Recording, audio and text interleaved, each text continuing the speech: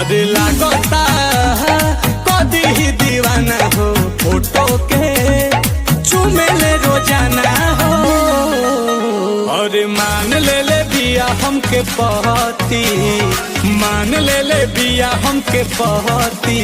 पगली देखावे अगर पहती, पगली देखावे अगर पहती।